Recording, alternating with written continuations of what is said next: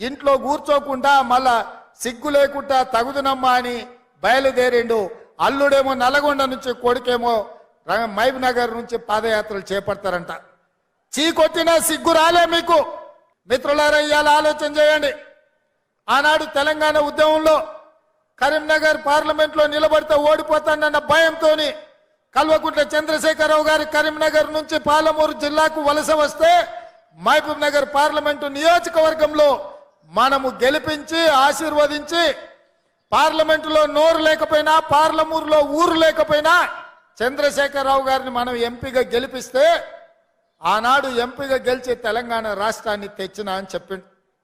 నేను అడుగుతున్న ఇవాళ ఈ వేదిక మీద నుంచి మాజీ ముఖ్యమంత్రి కల్వకుంట్ల చంద్రశేఖరరావును, ఆనాడు ఎక్కడి నుంచో వలస వచ్చిన నిన్ను వివిధ ప్రాంతాలకు తట్ట పని, పార పని, మట్టి పని, బొగ్గుబాయి, దుబాయ్ లాంటి వలసలు పోతున్న మా జిల్లా ప్రజలు వలస వచ్చిన నిన్ను పార్లమెంటు సభ్యుడిగా గెలిపిస్తే తెలంగాణ రాష్ట్రం వచ్చిన తర్వాత 10 సార్లు ముఖ్యమంత్రిగా ఉన్నావు కదా, మా ప్రాంతానికి ఏమైనా చేసినవా?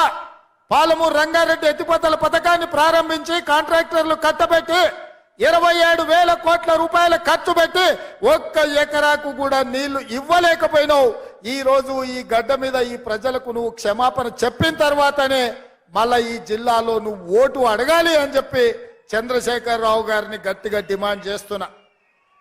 10 సంవత్సరాల సుదీర్ఘ కాలం 1,000 కోట్ల రూపాయల ఖర్చు పెట్టినా అదనంగా 1 ఎకరాకు పాలమూరు రంగారెడ్డి ఎత్తిపోతలతో నీళ్లు ఇవ్వలేదు. మా ప్రజల్ని నమ్మించినావు, మా ప్రజల్ని నట్టేట ముంచినావు.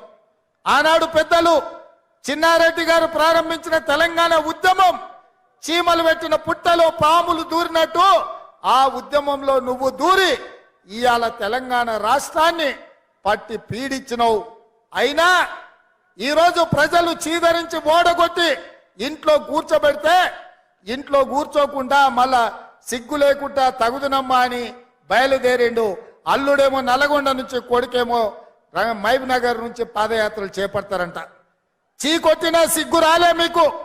ఈ జిల్లాలో 14 సీట్లుంటే 12 ఇట్ల బండకేసి కొట్టి బొంద పెట్టినా ఏ మోకం పెట్టుకొని పాలమూరు జిల్లాకు వస్తామని చెప్పి నేను ఈ వేదిక మీద నుంచి అడగదలుచుకున్న చంద్రశేఖరరావు, నువ్వు భీమా పూర్తి చేసినావా, నెట్టంపాడు పూర్తి చేసినావా, కోయిల్ సాగర్ పూర్తి చేసినావా, కల్వకుర్తి పూర్తి చేసినావా, ఎస్ఎల్బి పూర్తి చేసినావా, దేవాదుల పూర్తి చేసినవా, ప్రాణహిత చెవెళ్ళ పూర్తి చేసినవా?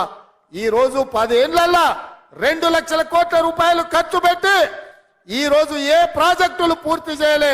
ఉమ్మడి రాష్ట్రంలో సమైక్య పాలనలో జరిగిన అన్యాయానికంటే, ఆనాడు జరిగిన నీళ్ల దోపిడీ కంటే నువ్వు ముఖ్యమంత్రి అయిన తర్వాతనే తెలంగాణకు తీరని నష్టం జరిగింది. లెక్కలతో సహా పెద్దలు ఉత్తమ్ కుమార్ రెడ్డి గారు శాసనసభలో మిమ్మల్ని అడిగిండు, కడిగిండు, బండకేసి కొట్టిండన్న సంగతి ఈ వేదిక మీద నుంచి నేను చెప్పదలుచుకున్నా.